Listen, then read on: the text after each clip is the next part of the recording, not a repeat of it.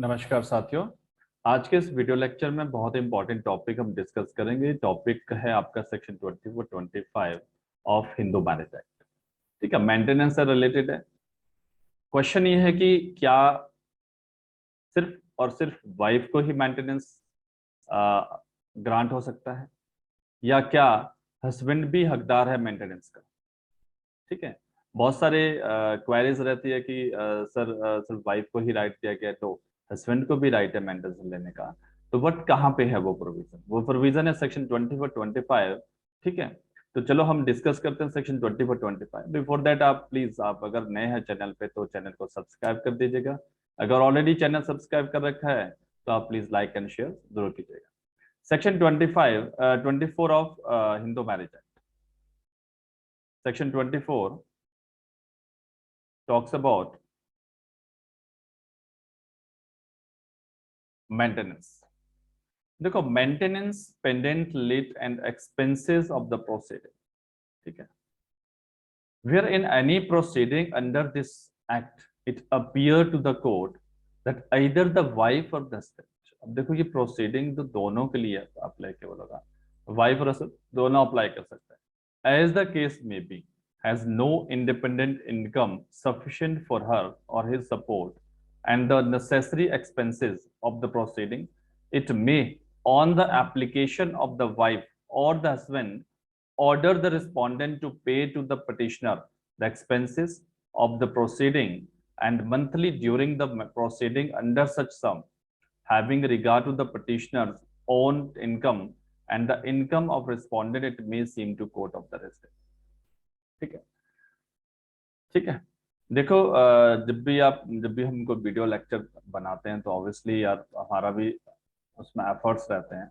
तो आपकी एक ड्यूटी बनती है, आप जरूर एक शेयर और लाइक करते रहिएगा। ठीक है, और बने रहिए हिमालयन जुडिशियल कोचिंग इंस्टीट्यूट के साथ। और हमारे आप इस वीडियो लेक्चर को हमारे ऐप पे भी आप देख सकते हो। सारे वीडियो लेक्चर जितने भी अपलोड हमने कर रखे हैं, और इससे अलावा पीडीएफ फॉर्म में या फिर एमसीक्यू प्रैक्टिस के लिए आप हमारे इंस्टीट्यूट के ऐप को इंस्टॉल कर सकते हैं। तो इंस्टीट्यूट ऐप का जो लिंक है वो आपको डिस्क्रिप्शन बॉक्स में मिल जाएगा। आप डिस्क्रिप्शन में जाके उसको इंस्टॉल कर दीजिएगा, या फिर आप प्ले स्टोर पे जाके भी सर्च कर सकते हैं हिमालयन जुडिशियल कोचिंग इंस्टीट्यूट। तो आप वहां से ऐप डाउनलोड कर दीजिएगा। ठीक है, देन देखो, सेक्शन 24 टॉक्स अबाउट कि मेंटेनेंस से रिलेटेड है, लेकिन कब ये मेंटेनेंस मिलती है। देखो, ये मेंटेनेंस एक्ट, इस एक्ट के अंदर अगर कोई प्रोसीडिंग है,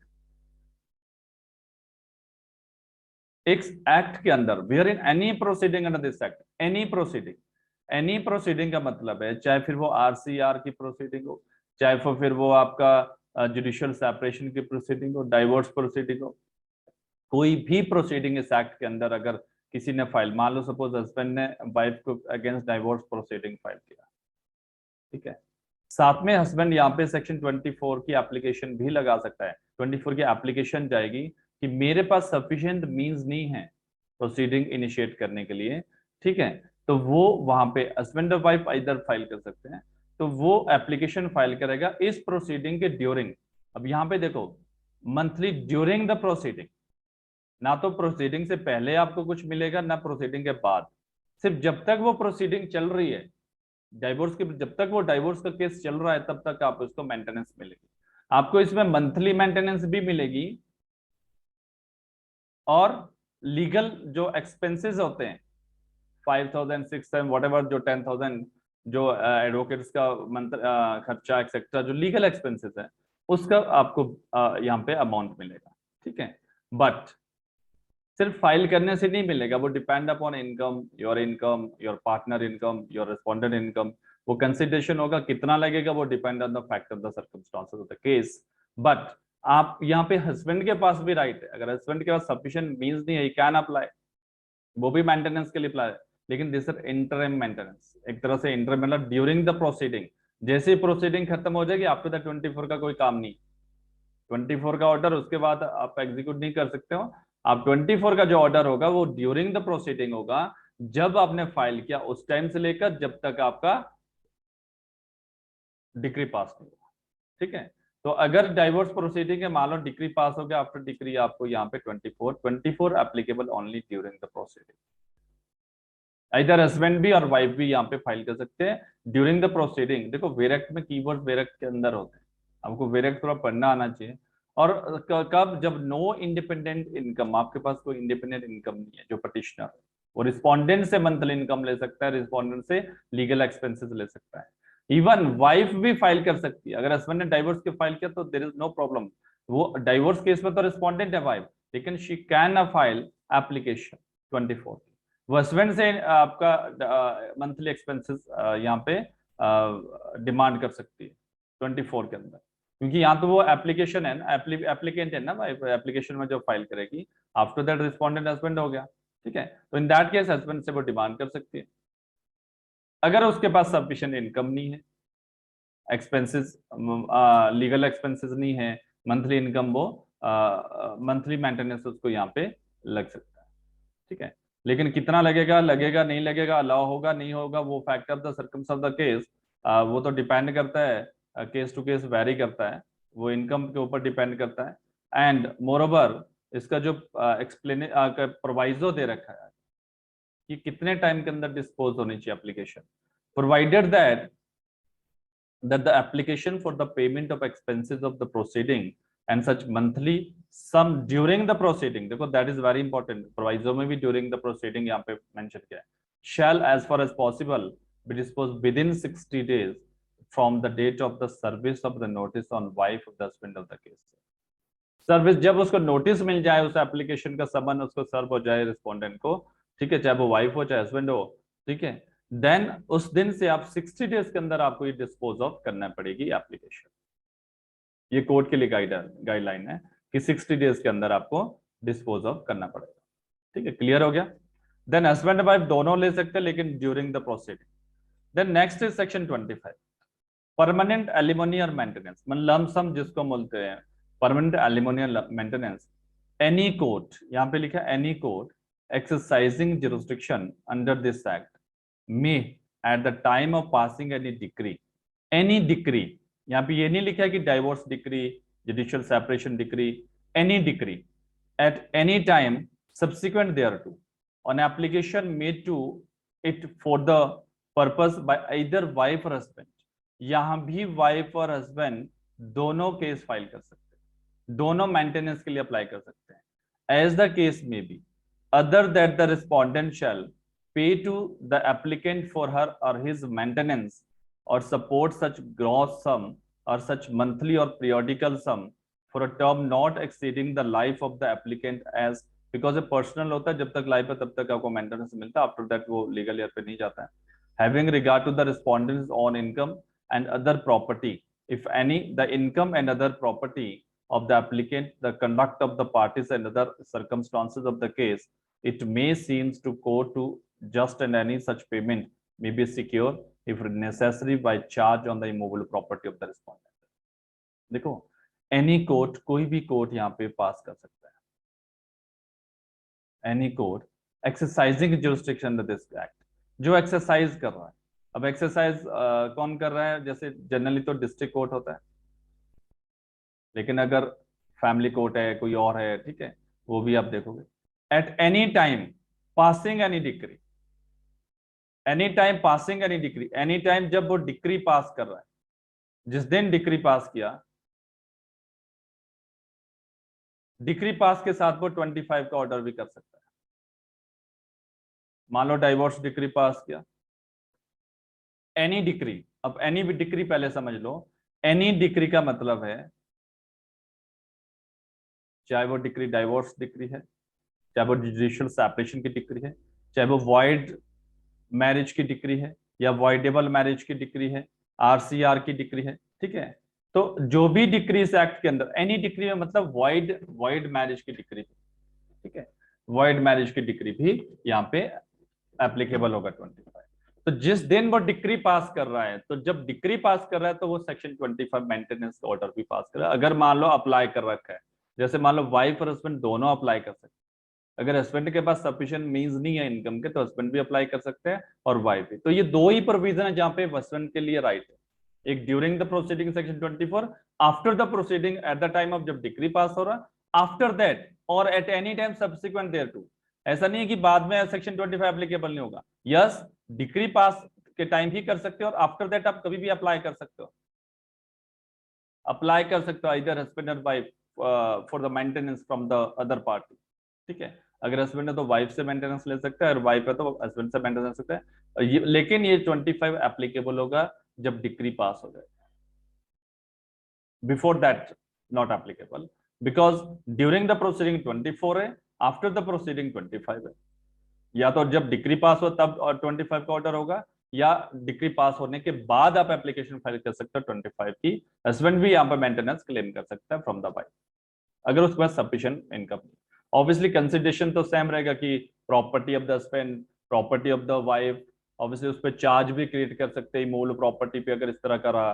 ठीक है, तो वो कंसिडरेशन तो फैक्ट जो भी केस के फैक्ट रहेंगे उसके अकॉर्डिंग रहेंगे। Second, if the court is satisfied that there is in change of the circumstance either party at any time after it has been made an order under subsection 1, it may at the instance of either party vary, modified or signed any such order of such manner as the court may be।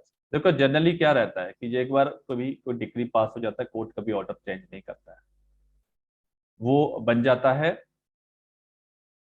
ठीक है, तो according to अगर law देखा जाए तो वो अपना judgement order change नहीं कर रहा, लेकिन यहाँ पे एक प्रोविजन ऐसा है कि वो चेंज कर सकता है।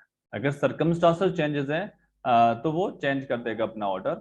वो डिपेंड करता है, मान लो सपोज पहले हस्बैंड जॉब में नहीं था, उसके पास पैसे नहीं थे, इनकम कम थी, बाद में उसकी जॉब लगी तो इनकम बढ़ गई, तो वाइफ एप्लीकेशन फाइल करेगी, उसको ऑर्डर ऑर्डर को मॉडिफाई कर सकते हैं, कैंसिल कर सकते हैं, बिकॉज अब तो उसके पास सफिशिएंट इनकम होगा।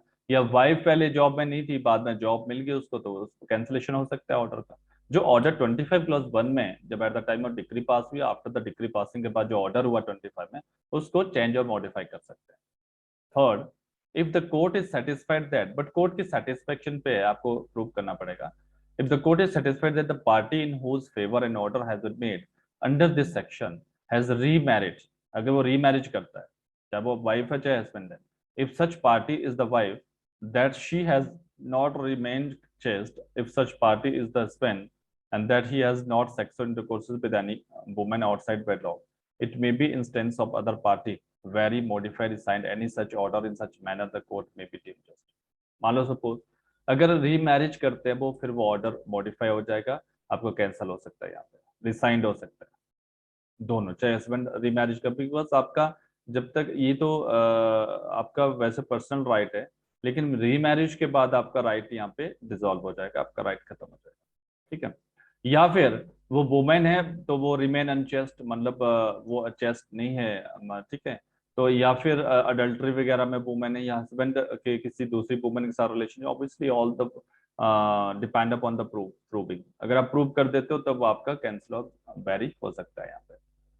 तो दिस इज ऑल अबाउट आप मेंटेनेंस। मेंटेनेंस यहाँ पे क्लेम कर सकते हैं, हस्बैंड भी क्लेम कर सकते हैं और वाइफ भी क्लेम कर, दोनों है। एक मैंने आपको बताया कि during the proceeding, next one is 25 is after the proceeding at the time of the degree passing of the degree. Next is custody of the children, that is very important in matrimony. जब husband wife का cases होता है, अगर तो बच्चे नहीं है तो देयर इज नो प्रॉब्लम। अगर मान लो कोई सन है या कोई डॉटर है तो then that is a very big issue, because husband wife का डिस्प्यूट है तो obviously impact upon the child हमेशा रहता है। तो चाइल्ड कस्टडी ऑफ चिल्ड्रन कैसे रहता है, in any proceeding under this act the court may from time to time pass an interim order. जब प्रोसीडिंग चल रही होती है तो court time to time order pass करता है, इंटरिम ऑर्डर, उसको interim order, and make such provision in the decree as it may be deem just. And आप बाद में जब डिक्री में भी प्रोविजन मेंशन करता है, इन ड्यूरिंग द प्रोसीडिंग भी आप कस्टडी ले सकते हो, इधर हस्बैंड भी ले सकते हैं, वाइफ ले सकते हैं, वो depend upon the consideration. And after that जब डिग्री पास हो, डिग्री में भी प्रोविजन वहां पे मेंशन होता है, deemed just and proper with respect to the custody, maintenance और एजुकेशन। सिर्फ कस्टडी की बात नहीं, यहाँ पे क्या वो मेंटेन कर सकता है, क्या वो उसको प्रॉपर एजुकेशन दे सकता है। एक चाइल्ड का वेल बीइंग होना बहुत जरूरी है, ऑल ओवर जो पर्सनलिटी डेवलपमेंट है यहाँ पे। Minor children consistently with their wishes wherever possible, and may after the decree upon application by the petition of the purpose make from time to time all such order and provision with respect to the custody, maintenance and education of such children as might have been made by such decree or interim order in the case of this proceeding for obtaining such decree we are still pending, and the court may also from time to time revoke, suspend, vary and such order provision previously made। ठीक है, तो यहाँ पे ध्यान रखना, जब proceeding during proceeding आपका चल रहा तब भी आप कस्टडी ले सकते हो, इधर हस्बैंड वाइफ को कस्टडी जा सकती है, वो कंसिडरेशन के ऊपर डिपेंड रहता है।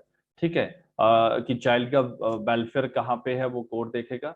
एंड आफ्टर दैट आप जब डिक्री पास हो, डिक्री में भी प्रोविजन किया जाता है किसके पास कस्टडी रहेगी, क्या विजिटिंग राइट दिया जाएगा हस्बैंड को या वाइफ को।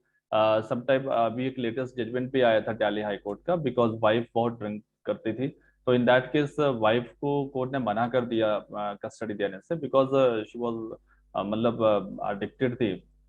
तो इन दैट केस हस्बैंड को उसकी कस्टडी दे देगी, इवन विजिटिंग राइट भी नहीं दिया। तो इन दैट केस वो डिपेंड करता है, केस टू केस वेरी करता है।